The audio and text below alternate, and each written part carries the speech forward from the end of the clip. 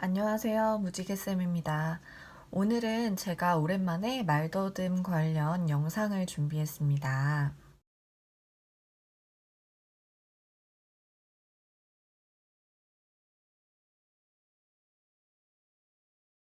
일단은 말더듬 아동이 치료실에 왔을 때에는 말더듬 평가만 하는 것이 아니라 전반적인 언어를 모두 평가하는 것이 바람직한데요.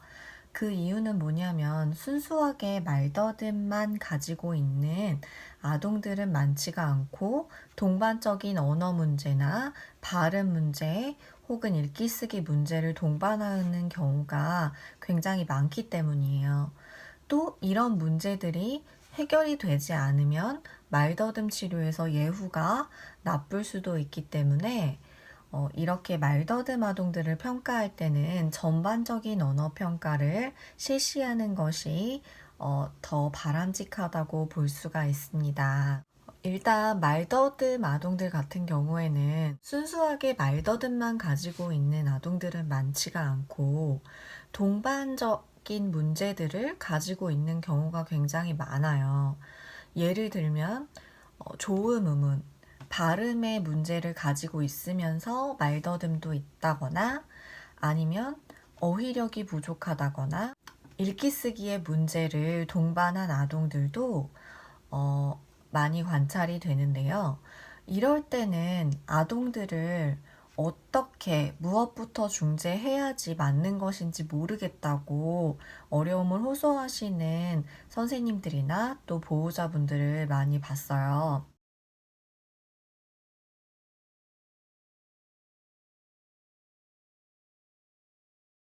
그래서 이럴 때는 어떤 것을 더 중점적으로 치료해야 되는지를 이제 먼저 살펴볼 때 고려해야 될 사항들이 있거든요.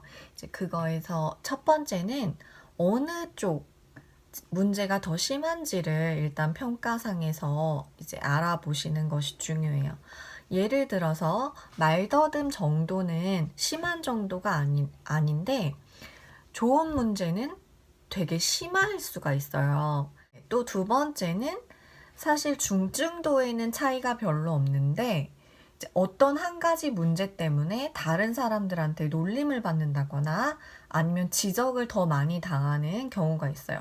예를 들면 발음 문제도 있고 말더듬도 있는데 말을 더듬는 거에 대해서 더 많이 놀림을 받는 경우도 있을 것이고, 넌 발음이 왜 그러니? 하면서 발음 문제에 대해서 더 많은 피드백을 받는 경우들이 있을 거예요. 그래서 어떤 부분에서 아동들이 말에 대한 인식을 점점 더 위축되게 만드는지를 일단 살펴볼 필요가 있어요. 그리고 마지막으로는 이 동반되는 문제들 중에서 이제 혹시나 자연 회복될 가능성이 있는지를 먼저 고려하실 필요가 있는 거예요. 이제 예를 들면 조음 장애 같은 경우에는 연령별 숙달되어야 되는 음소들이 있는데 추후에 자연스럽게 습득할 수 있는 음소라면 이제 조음보다는 말더듬에 더 중점을 둬야겠다라고 생각을 해주시면 될 것 같습니다.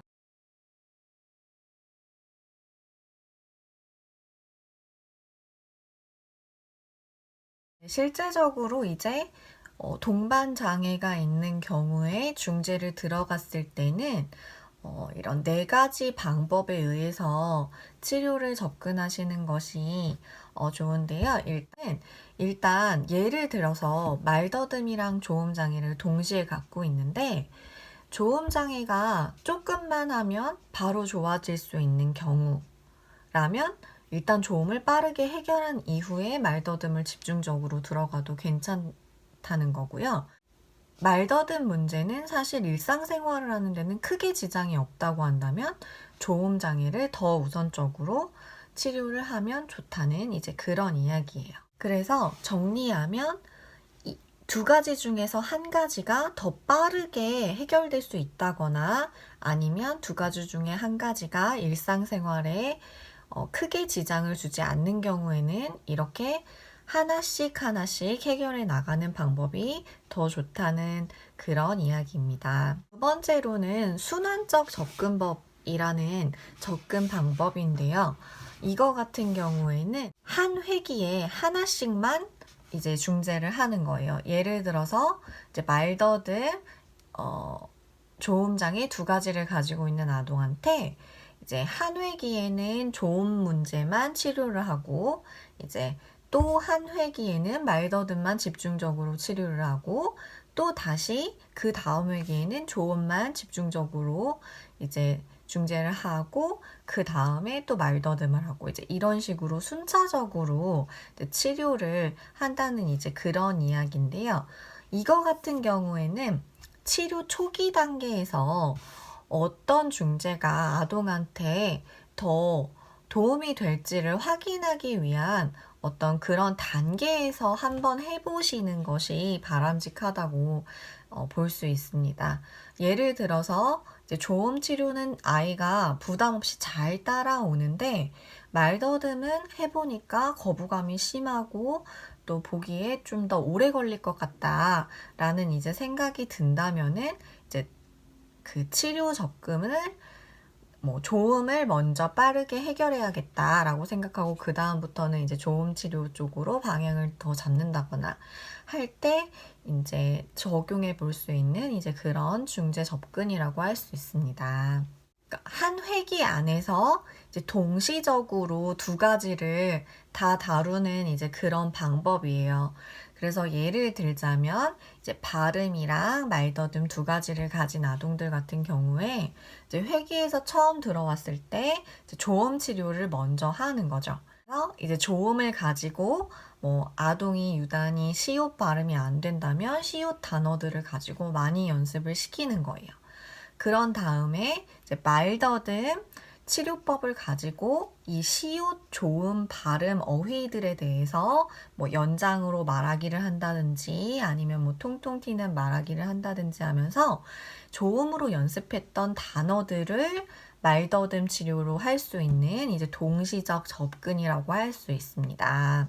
네, 근데 이 방법 같은 경우에는 아동이 시옷 음소에서 말 더듬은 나타나지 않는 경우에 사용할 수 있어요. 그래서 말 더듬은 부담 없이 쉽게 연습할 수 있는 이제 그런 음소를 가지고 이제 한 회기 안에서 동시에 접근할 수 있는 그런 방법이라고 할 수 있겠습니다. 저는 사실 2가지 장애를 가진 아동들한테 이 동시적 접근법 중에서 한 회기 안에 이렇게 2가지를 다 하는 적용법을 조금 더 많이 개인적으로는 많이 활용하고 있는 것 같거든요. 하지만 이게 정답이라고 할 수는 없고 아동이 어떤 치료 방법에 조금 더 흥미를 느끼고 조금 더 이제 발달이 따라오는지를 확인하시면서 적용해 보시는 것이 좋겠습니다. 마지막으로는 이제 동시적 접근법 중에서 이제 활동에 관련된 접근법이에요. 예를 들어서 아동이 이제 어떤 특정 발음, 시옷 발음이 안 되는 아동의 경우에 시옷 발음도 치료하면서 그것 가지고 같이 연장으로 말하면서 시옷 발음 연습을 한다든지 하면서 2가지 목표를 동시에 접근하는 이제 이런 방법이에요.